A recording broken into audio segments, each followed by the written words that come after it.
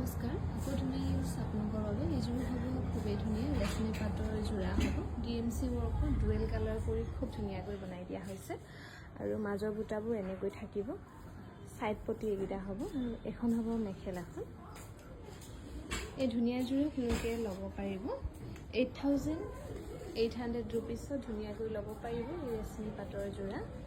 8800 টকাত ল'ব পাৰিব আৰু এইযোৰ খুবেই ধুনীয়া হ'ব কটনেৰে যোৰা হ'ব DMC ৱৰ্কত ফুল কৰি ধুনীয়াকৈ বনাই দিয়া হৈছে কটনত এৰি বোৱা হৈছে কাপোৰযোৰ আৰু এখন হ'ব মেখেলাখন লগতে সাইড পটি থাকিব এনেকৈ এইযোৰ আপোনালোকে ল'ব পাৰিব 7500 रुपीसত ধুনীয়াকৈ ৰেডি টু পাব 7500 টকা আৰু এইযোৰো খুবেই ধুনীয়া হ'ব ৰেশমী পাটৰ যোৰা ইয়াতো DMC ৱৰ্ক কৰি ধুনীয়াকৈ বনাই দিয়া হৈছে এখন হ'ব মেখেলাখন আৰু লগতে সাইডৰ পটি থাকিব এনেকৈ এই ৰেশমী পাটৰ ধুনীয়া যোৰা ল'ব পাৰিব 8700 रुपीसত 8700 টকা ধুনীয়াকৈ ল'ব পাৰিব